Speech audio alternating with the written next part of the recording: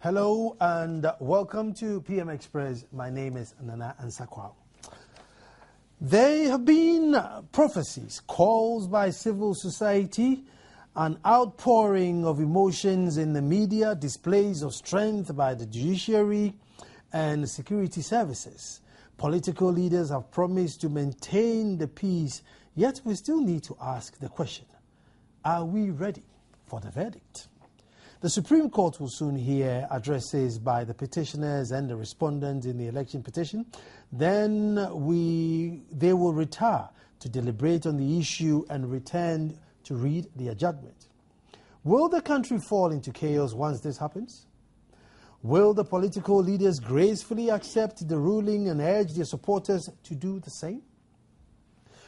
Will our airwaves be bombarded with intemperate speech that will provoke violence, and will the police be able to contain it?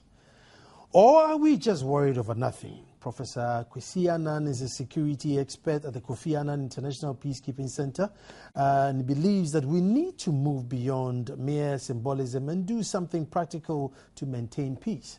We will find out what that is today in the program. Early, he's not here yet. He might join the show later. Also with me here is Mr. Freeman, DSP Freeman Tete, who's a PRO for Accra Police Service.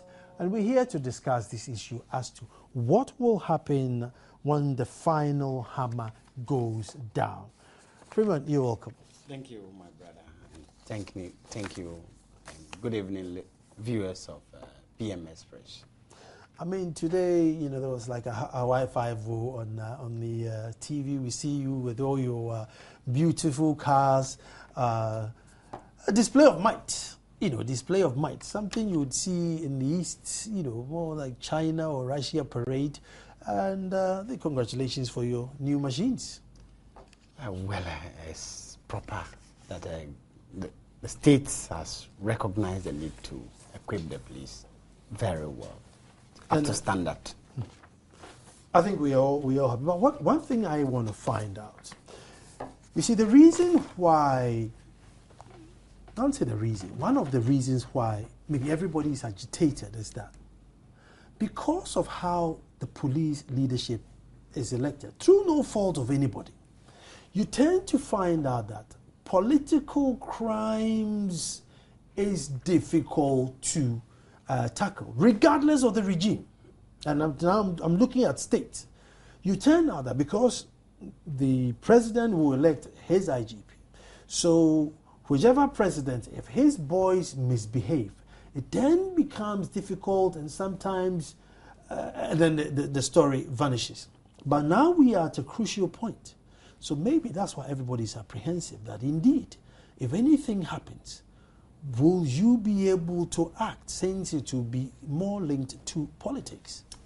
Surely we will be able to act. We are ready, we are poised, we are well psyched for action. The IGP and the leadership of the police has demonstrated that on several occasions. The IGP has just returned from a tour of the north and some parts of the country. And then beside that, stakeholders meeting have been had by the IGP and his leadership. The chief imams was visited a couple of days ago. The Christian Council, among others. So the message is incident-free before, during, and after the verdict. So, and notwithstanding all these assurances from the stakeholders that there wouldn't be any trouble, we were still ready, undertaking the necessary training, and thankfully we have the logistics. So what we are doing is to enforce the law, to make sure that nothing untoward happens, for Ghanaians to enjoy the relative peace that we are currently enjoying. We don't want the verdict to change anything peace-wise, or we don't want the pronouncement by the Supreme Court, which is legitimate. A case in court should turn violence. I started the Friends of Al Hassan campaign because I think as LGP, everybody could feel that there was a new sheriff in town. Surely. Yeah, everybody could feel that there was new sheriff in town. I was always advocating that that's what leadership is about. Whether they know you or don't know you, people who use the service should know that something had changed. And, I definitely could feel that there was a new sheriff in town. So I started Friends of Al Hassan. However, I can give you countless examples of youth that went to lock up some office, youth that went to burn something up, or youth that did something, and then it turns out that, he's the NDC campaign leader, and it's only happening because now it's an NDC government. And I'm sure if it had been an NPP government, the story wouldn't have been different. But then you find out that it becomes difficult to deal with such people because, the boss is basically, his livelihood depends on the party head. And I'm not saying it's your fault. It's a system that the state has created. And it makes your hands tied, and therefore our security could be at stake. That is the perception over there. But there are instances that people who are lying to the ruling government, whether this one or the previous governments, misbehave or misconducted themselves or breach the laws, and they were dealt with. So what about all those ones? So we worked without looking at your political color. We are not interested in the kind of party that you belong to. What is important is that you have committed an offense and the law is dealing with you. Ears on the ground, what is the situation like? I mean, you guys, you hear more than we would. I mean, what's the situation like with your ears on the ground? What is important is that we are waiting for the verdict. We are not taking chances. We don't want to speculate that there will be violence, but at the end of the day, we believe in the course of the jubilation or in the vanquisher or the victor in this sense can create problem. So we are putting measures in place to ensure that nothing untoward happens. How ready is the police? We are ready. We are firm on the ground. We've done a lot of simulation exercises, training and retraining of our men. So they are solid, they are poised, and they are well set. That is why this morning the realigned or rejuvenated Form Police Unit was launched or inaugurated by the Inspector General of Police. And we've been to town, the various operational units have been to town to include show of force, to tell Ghanaians, to inspire confidence in people, and also to tell Ghanaians that whoever want to take the law into his or her hand will be dealt with according to the laws of this country. The other thing, Freeman, is the display of might. Wouldn't it incite, or do you think it will prevent? It will prevent. It has been working. During the election, the same method was adopted, and it actually prevented. And it also raised the morale, if I may put it that way, or psych the men up for the work ahead. You have to feel it. You have to live by it. That is why we take them to town to have a feel of the environment, so that at the end of the day, when they are confronted with situations that will rear their ugly head, then they will be in a position to deal with it. And the other thing is, I mean, why now? Because you see, Etiwa was violent, Akwatia was violent. And so if the strategy of showing might would have, subsidized the violence, why haven't we seen it? Is it because the stakes are higher now? Let me be very honest with you. The stakes are actually higher.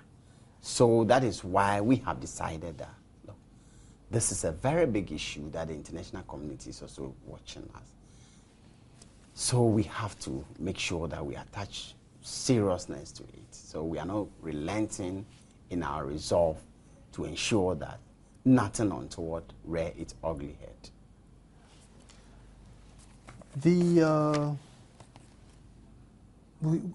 Are we just assuming that the misunderstanding would always happen in an urban area?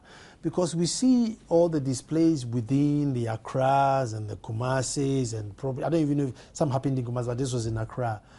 But, something could happen in, a village in Eastern region, or, something could start from there, pockets of violence.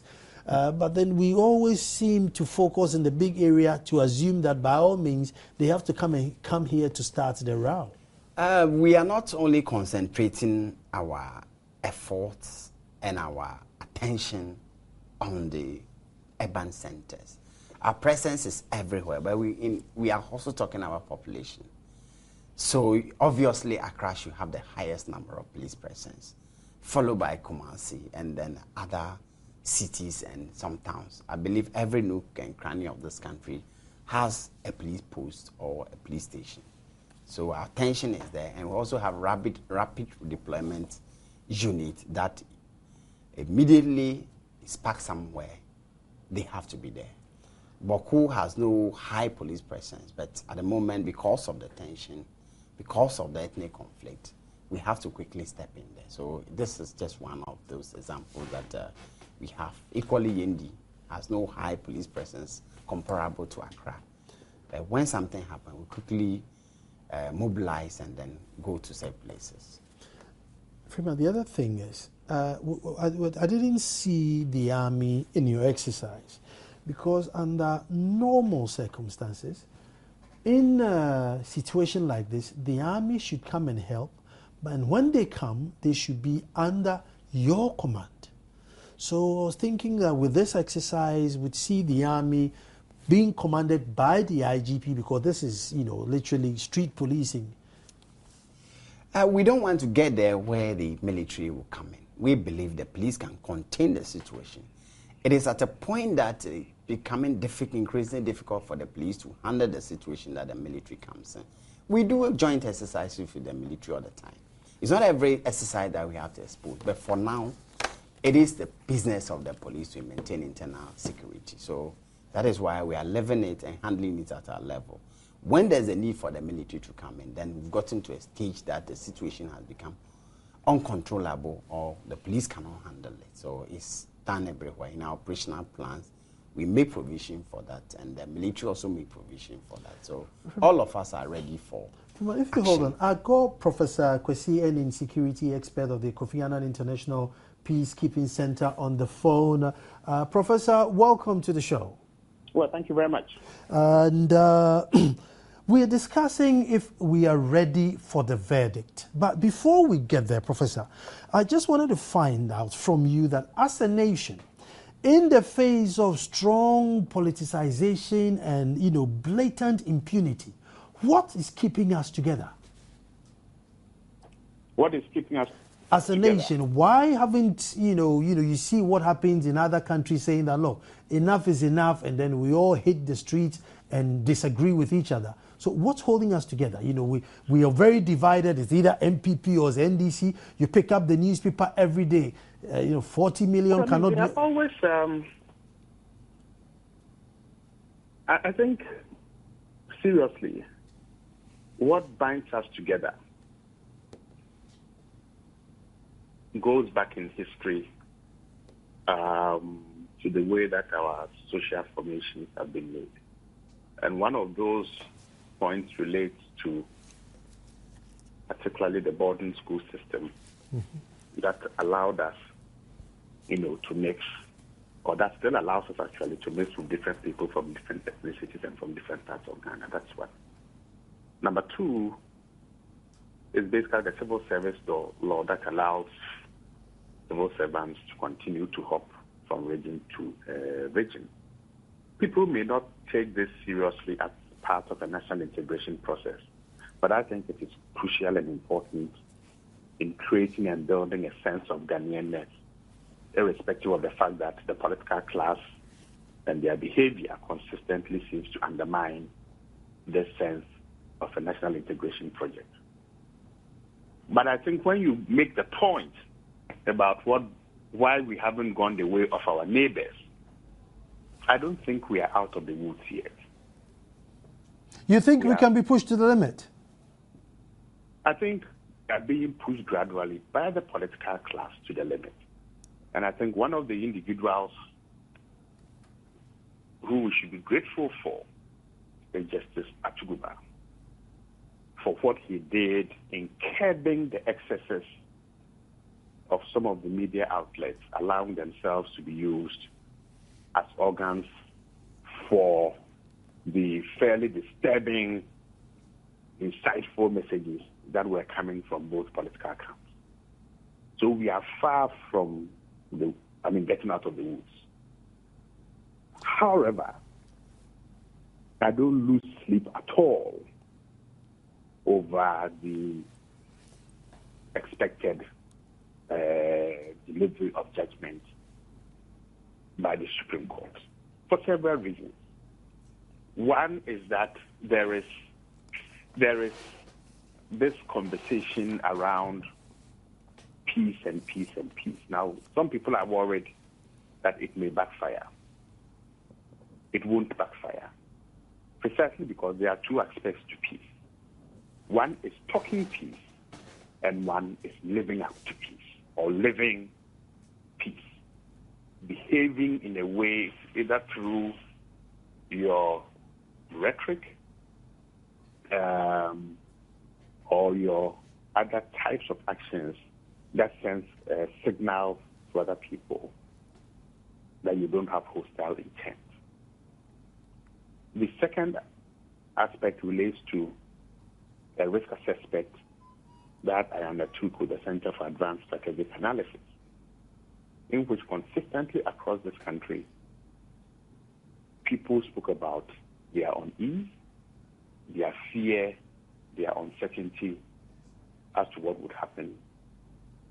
But in the next breath, I think 62 to 65% of those that we interviewed said they trusted the ability of the security services to be fair and to be objective and to be neutral in their responses to any disturbances that will occur. Disturbances will certainly occur because the nature of the judgment is that not everyone will be satisfied, and even in celebratory mood, people might feel that they are being teased or antagonized. So I think it is really very good that the police service is sending a clear, indicative, strategies of containment that says if you cross the line, you will deal with you irrespective of who you are, that nobody is above the law. So the sum total of all these developments, for me, sends a clear signal to the people of Ghana. Professor, let me ask you here. I asked DSP Freeman just before you came on that because of our system where, literally the executive will come in with his own police chief, you tend to find out that petty political crimes cannot be strongly dealt with if it happens that the crime is within the, whatever party is ruling. Well, let me say this. Yeah. Let me say this. There should be nothing in our lexicon that talks about political crimes. A crime is a crime, and it has nothing to do with politics. Okay, there seems to be a certain misconstruing of what crimes are and what politics is. Politics is not a criminal endeavor. Okay, let me rephrase my question then. If somebody perpetrates a crime and then they search his pocket and find his political, party card, and it happens to be for the ruling party, you tend to find out that the police are unable to act. Sometimes, when you speak to them behind the scenes, you know that the constable wants to act, but he's unable to act because there are some strings saying that, oh, let him go, he's one of us. My dear brother, I can assure you that standing up for what is right professionally and technically is difficult. But I'm 100% sure that if a police officer stood up for his rights, occasionally, yes, the big bosses might want to tweak their arms, as happened in the Kobiata case, which was terribly unfortunate and sent a terrible signal to the whole country and to the whole world. The second was the Kwesi, what's his name, the former spokesperson of the Ghana Police Service, who was transferred to Pankrono. I forgot his name. Kwesi Fori. Yes, Kwesi Fori. Now, at Pankrono, Kwesi Fori took certain decisions that would have brought peace to his area. He was publicly slammed by his superiors and told basically to shut up and then to release those people. Now, that is bad policing. That sends clear, bad, unacceptable signals to the thugs who have political masters and think that their political masters can tweak and twist the arms of the Ghana Police Service. Now, when political leaders behave that way, you see, they may get off in the interim, but the long-term impact is that those thugs will begin to make demands on their political masters when they win power. Now, that by extension makes the job of the police super difficult. Okay? And we've seen instances in Sierra Leone, in Liberia, in Senegal, and in La Côte d'Ivoire, where political thugs or thugs basically took their political masters as hostages. And we are beginning to see that happening here with respect to the seizures of lorry parks and toilets, DC offices, MC offices. Okay?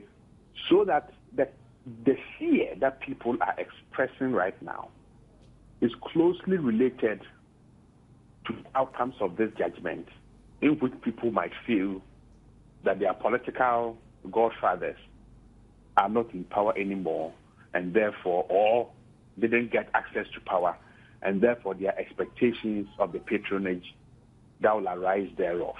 Prof, so if you hold on for me there. However, in the face of all this, we seem to have 52% believe that, you know what, the security service will help us in this case. I wonder where we get that confidence from. It is good, but I wonder where we find it from, because it hasn't been proven to us in the past. But all of a sudden, we found it. Yes, because when you are desperate, and you are thinking, you will hang on to that tiny raft that in your desperate subconscious mind you believe can help you. And that is the general psychosis that we're experiencing in this country now. That the services that we have lamented over time are the same services that we are now saying do come help us. Okay, and I think for me it's a clear signal, particularly to the Ghana Police Service, that irrespective of the recent survey that ranked them as one of the most corrupt institutions. Almost the same amount ran them down, and now the same amount is pinning their hopes on them. Precisely. Okay, and that shows the level of desperation amongst populace. Now the question then becomes: are there other institutions and other processes that can then be used to support the Ghana Police Service and the security services in general? And I think the answer is yes. The National Peace Council, for one, okay, is doing fantastic work bringing together multiple stakeholder groups, the Institute for Democratic Governance, for one. Unfortunately, I mean, we haven't, at the KIPTC, apart from the research side, we haven't been really proactive in this sense. But definitely our partners from the National Peace Council, CDD, IDEG, the National Council on Civic Education, for which I've done yet another study with my colleague, Mr. Poku, all come to prove that a collective engagement by all these institutions backing the Ghana Police Service and preaching the message of peace. Doc, I have DSP Freeman Tete, who is Deputy National PRO for the police in studio here with me, my personal friend, nice chap, and I'm grilling him. DSP, it looks as if the nation has handed you one lifeline to say that, you know what, we are desperate. Even though we say you are bad and you did this and you did that, we are coming to you, and this is your chance to sort of redeem your image and change from the old to the new. That's what I feel. I think it's not a matter of changing from the old to the new.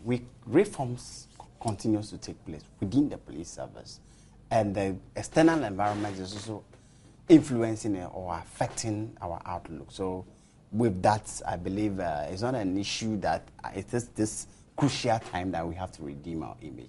Notwithstanding this, we also know that there's a responsibility on our shoulder to make sure that the peace of this country is well kept. We are very mindful of that. And we are not just relaxing, we are up to the task.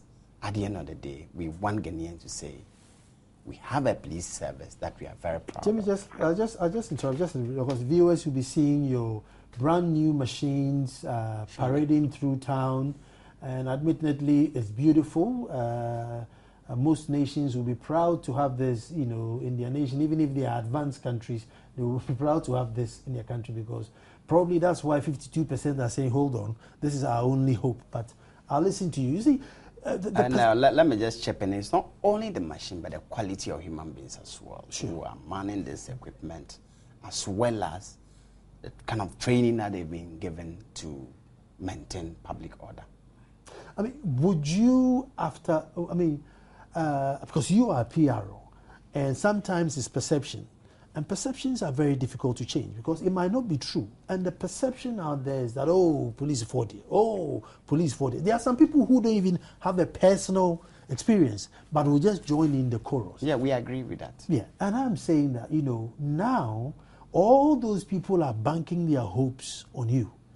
So I think, you in the PRO have a big job that by the time this verdict is over, people just say, Charlie, say police for the, you don't mess with them. They are really good. Surely, I think the last election tells us that the police are up to the task. In spite of a lot of them that might have said against some institutions, the police stood tall. We never had any flagging from any quarters.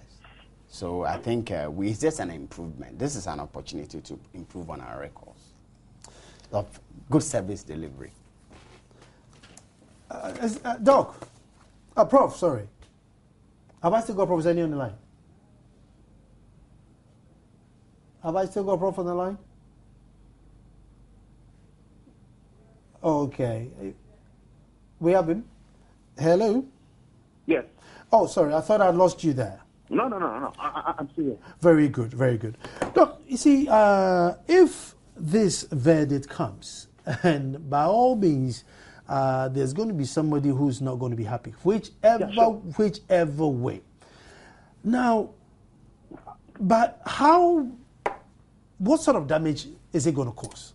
I know the nation is not going to fall apart, but how much damage are they going to cause? Those who won't understand.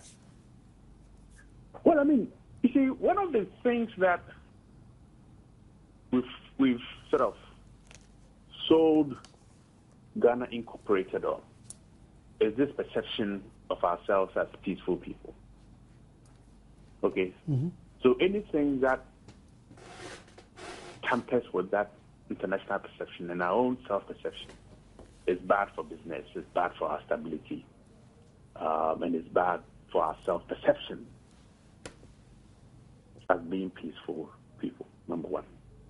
Number two, look, when we got independence in 1957, everybody thought that we were on the threshold of some dramatic move into a middle-income country.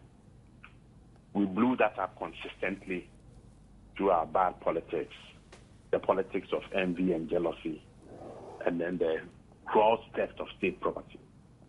Okay, and for 30 years there was a hiatus of poverty and the development, one military coup d'etat after the other. This is a second chance, and we shouldn't blow it, because we may certainly not get a third chance. Okay, money is flighty and sensitive, and we can't afford to have any sustained period of instability or in which, and therefore, I think the presentation by the police this morning of their new equipment and strategy dealing with crowd control and public order management is key, because public order management is one of the most terrible weaknesses of the Ghana Police Service. Most surveys done or reports or commissions of inquiry around the Ghana Police Service has dealt with this, and I think Freeman Tete will confirm this. The last major being the Okuchacho report of 2001 or so, that showed that we just don't have the capacity to control crowds. So I think the rhetoric around the preparation is useful, it's encouraging, it's good to hear, but most definitely, there will need to be better coordination and cooperation among the different forces. Prof, let me cut in here again. And I think, because of the court case, I think we are taking our eyes off one serious security threat. But then again, you are the expert, so you can confirm that. And that's oil and gas. With oil and gas coming, it will come with its terrorism and armed robbers and crooks and fraudsters. Which, are we prepared for that, or are we just focusing on this verdict? Brother, I'll tell you point blank, and I'll challenge everybody to this. If we do a hierarchy of threats in this country, it's not terrorism, it's not armed robbery. They are fires and floods and public hygiene.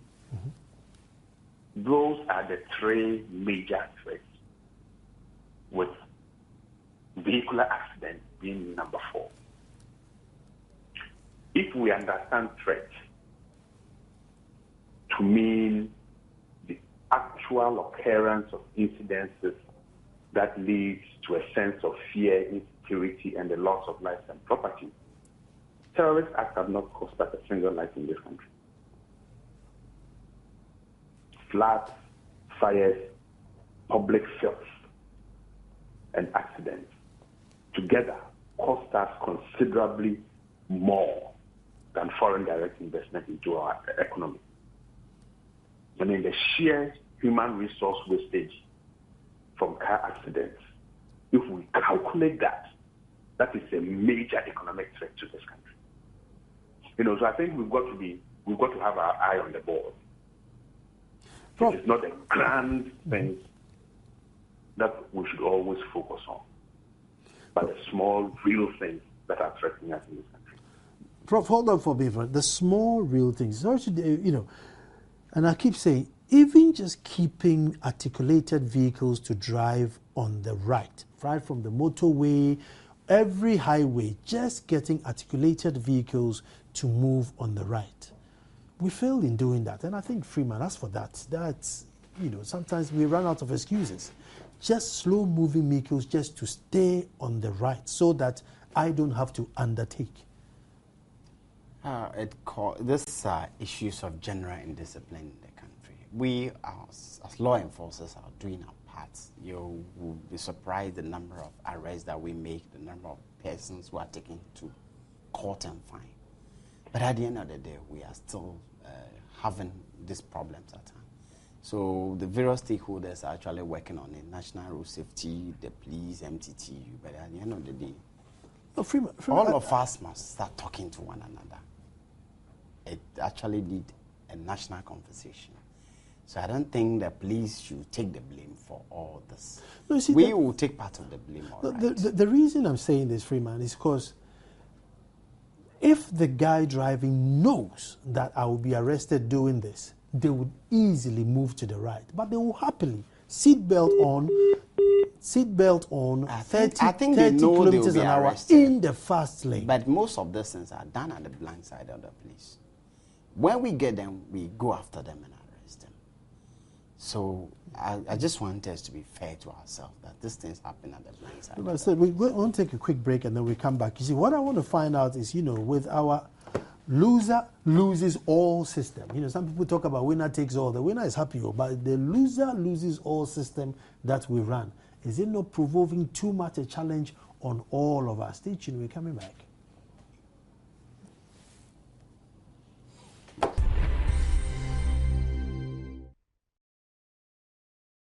Hello and welcome back to PM Express. The question we are asking is Ghana ready for the verdict? Obviously, we went into an election.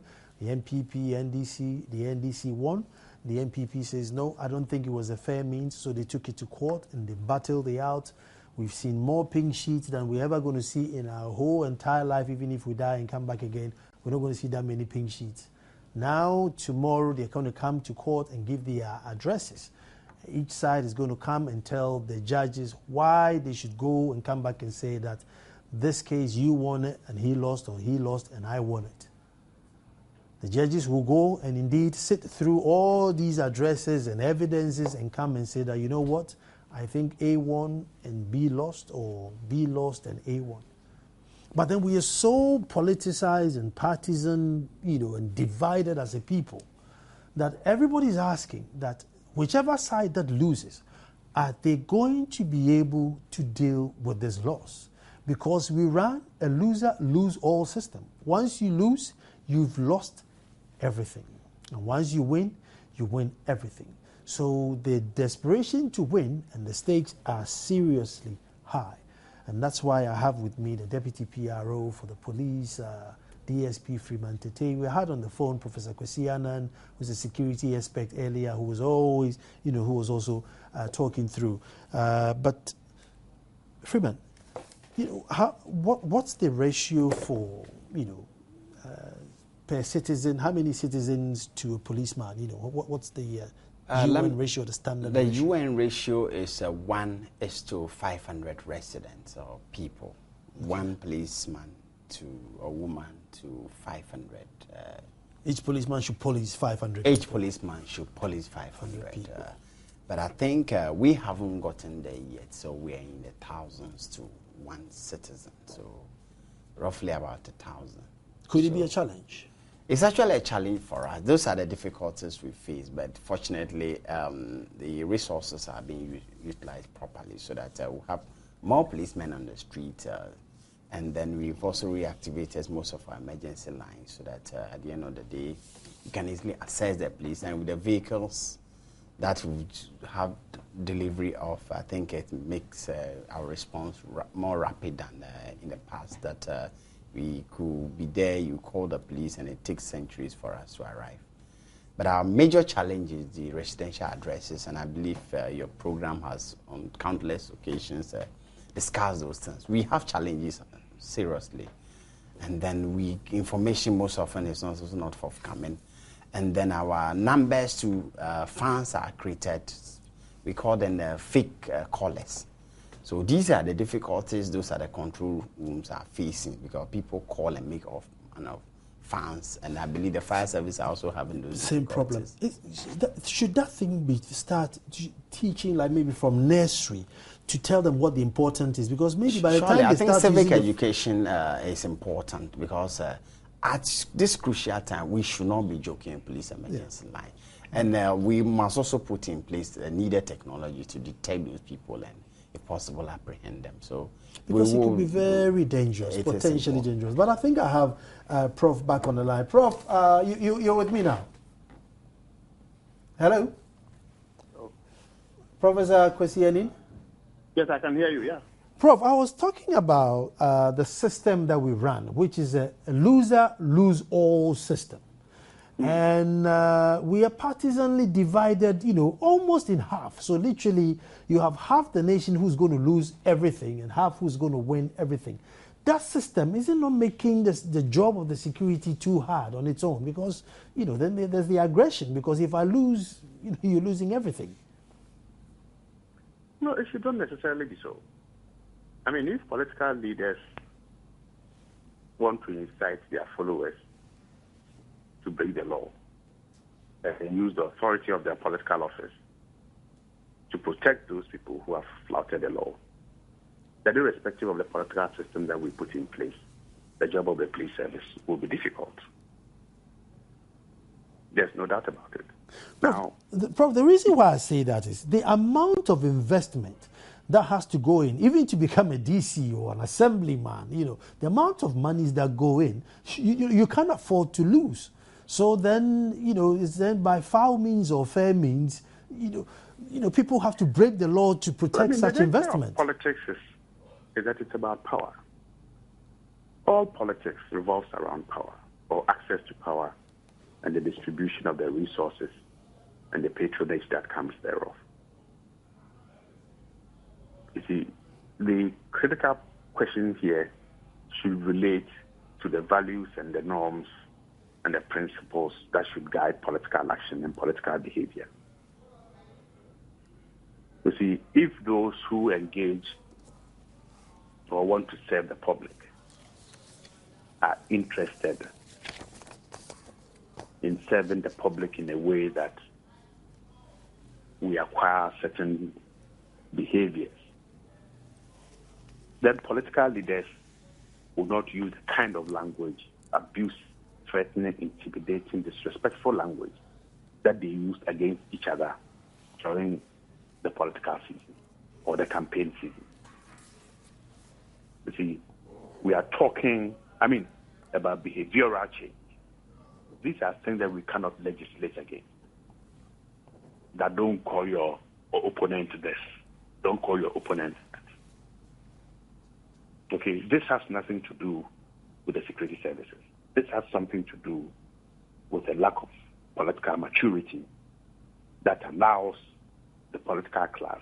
No, I'm not blaming the Prof. I was looking at the difficulty on the security in terms that if I came onto a media platform and I was saying that I'm not agreeing to this, I won't agree to that, there's a poor chap somewhere whose only source of information is what is going to come out of the radio. And he hears me saying this, so he thinks, well, that's the order of the day. So let me go and, cause trouble here. And then I put more pressure on the police. That's what I'm saying. And the system is that I can't afford to lose because I've literally borrowed money from a bank to come and try and see if I can become an MP. Somebody has to lose. You see, there's a certain fallacy in the argument that you are trying to present. Mm-hmm. That if we were to change the political system and that people didn't have to put in too much money, mm-hmm. then there will not be contestation. Reduced. Well, what I'm saying is that mm-hmm. that is political behavior. And because politics is about power and access to resources, state resources, and their distribution, and the patronage networks that arise, you see, politicians and political people must change the way they behave. Otherwise, whether we ban money in politics, which is unrealistic, or we say, let's track the monies that are given to political parties, in which both two big parties are not interested in putting in such a law in place, mm-hmm. we will continue to have problems. The question is that, guys, are the electorate getting fed up with the abusive behavior of our political leaders? Does it create fear and insecurity? If so, what are we doing as the electorate, as the people who put them in power? So there's a double-sidedness to this. Let me find out. Let me find. No, you said 10 minutes. Your 10 minutes is more. Oh, so okay. Thank you very much. Thank you very much for joining us. How much problems are you getting from the media, us? I mean, those of us who give the platform to these people to say things which are uncouth, and then you need to now follow up because there's a recording which wasn't right. How much problems are we giving you? Problems in terms of the quantum or just the level of... in terms of security, naturally we feel sometimes, I don't want to say disturbed. We tend to have certain challenges in our work, and I just want to find the right way of putting it. But at the end of the day, this comment can spark tension, can cause fear and panic. Mm-hmm. And then the person is making it, and it becomes increasingly difficult because the least spark, there can be an inferno.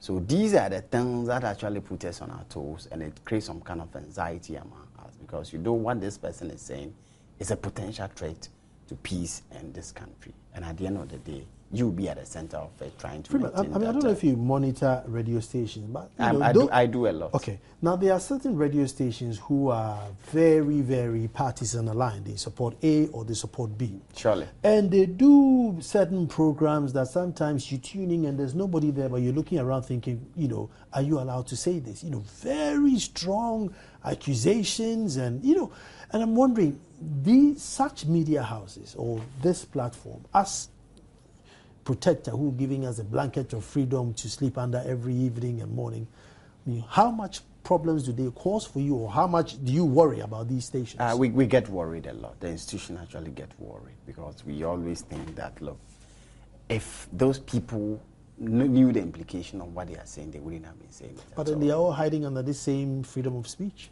Surely. So, and we get limited. We have our own limitation. Becoming increasingly difficult for us to handle or contain such situations. So, we are only hoping that the airway will be sanitized so that all of us can enjoy the needed peace. Because some of those things, as often discussed, can be picked. At the end of the day, who knows? The poor chap somewhere will create problem, and it will affect all of us.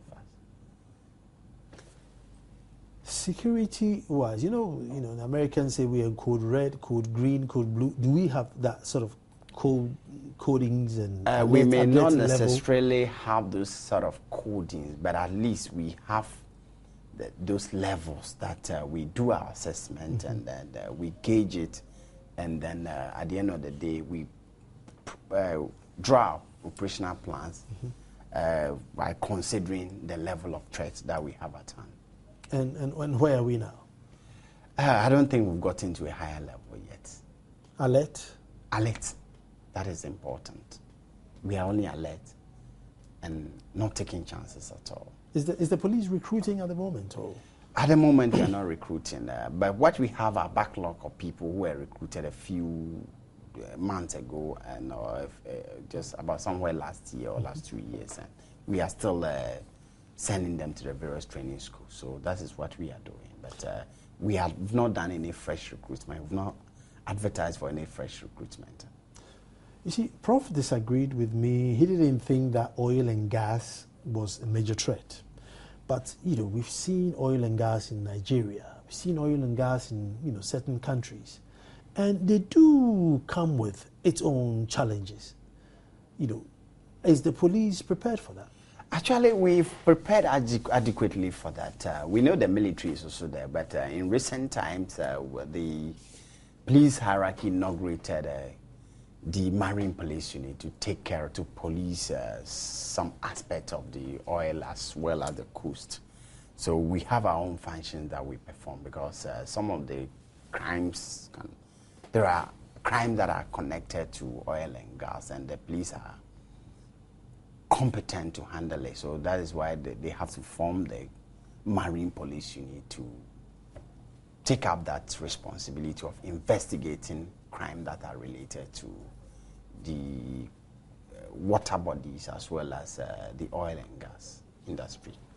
With all our anxiety over the court case, now, I don't know if it falls within the police jurisdiction, but if you open the newspapers in the morning and the front page says, Nana Nsakwao said, this and that on that radio station, do you follow up to do research to make sure that, no, this is not proper, and was it actually said, or somebody would have to bring that person to you to make the report?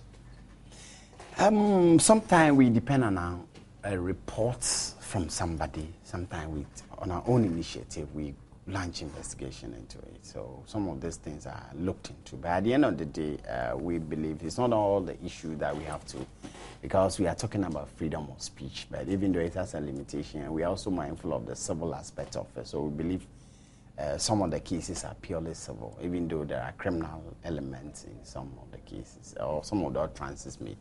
Those ones are catered for by the police. And when there's a complainant, we welcome it. When there's no complainant, we take the initiative of launching an investigation into it. Okay. The other thing was, when Justice Atuguba called, the two gentlemen and told them off in court because they didn't speak properly, you on your monitoring, did they actually tame us down? The loud mouths that go about, and did it tame us down? Surely. The airwaves has actually changed. You realize that there's not decency on the airwaves, and we are very grateful for the action taken by the Supreme Court. And I think we are all enjoying it, and we believe the airwave will continue to be sanitized for all of us to enjoy the peace that we are having, because it doesn't augur well for all of us. And we are part of the system, and then it created a bad image for us as a country. Last Thursday on my show, Joy FM, That's My Opinion, and I said that we have a culture where as soon as you arrest me, they will search me and search me and search my father and search my great-grandfather and find a party card. As soon as they see the party card, whichever that party is, they will all troop down and say, hey, let this guy go. If you get somebody from the other side, all his guys will troop over there and say, hey, let this guy go. And most often than not, it's just too much hard work, you know. You don't even have time to do the investigation because there are people outside burning ties. Where is he? Bring him out. And aren't you getting fed up with that sort of system? You know, this guy said something. Let me investigate it. If he's innocent, I'll bring him back home. If he's guilty, I'll send him through court. But you're not allowed to do your job because we won't allow you. I think the pressure do come sometimes. Let me be very honest with you. Sometimes you've come under pressure. But at the end of the day, you're a professional. You ought to act professionally. So a lot of our colleagues have acted professionally. They put their foot on the ground and insisted that the right thing ought to be done. And I think it has helped all of us. So irrespective of the party, we have to be professional. At the end of the day, we are talking about the police as apolitical. We are talking about a professional police. We are talking about the image of the police officer who is performing his duty. So in as much as there will be pressure, not only from the ruling government, but from even the opposition. No, from even the opposition. I mean, all of us. Is it because... But at the end of the day, you are talking about... And they respect a police officer who is able to stand firm and ensure that the right thing is done. So, well, I've run out, so I think I give you that camera to just tell the citizens that, you know, they are safe and that you're going to look after them and nobody should panic. What I have to say is just straightforward. The police is for the country. We have no other police service anywhere apart from the one that we have in this country. We will continue to act professionally. We will continue to discharge our constitutional mandates as a service to protect life and property, and the responsibilities on Ghanaians to respect the laws of this country. And in terms of the verdicts of the Supreme Court, we believe that we've done a lot to ensure that everybody is safe in this country. And we are warning those who will be crossing the line that if you cross the line, the law will take care of you. We will be descending on troublemakers. The IGP has said it over the various Director Generals who had the opportunity of addressing this issue. Has said it. The warning has been sent there. And nobody is going to look at any political color. At the end of the day, it's the law that we are enforcing as an institution. Well, I want to say thank you very much, but the long and short is that no matter how bitter the back of your teeth tastes, that's where your tongue is. You got to look after it. But I am sure whatever verdict that comes, we will keep this country intact. And I keep saying that either we speak French or we swim. And I can't do either because all the countries surrounding us speak French. And if we go the other way, we need to swim. We have to stay here and keep its peace. Thanks for watching PM Express. Tomorrow we'll be back here to do it all over again.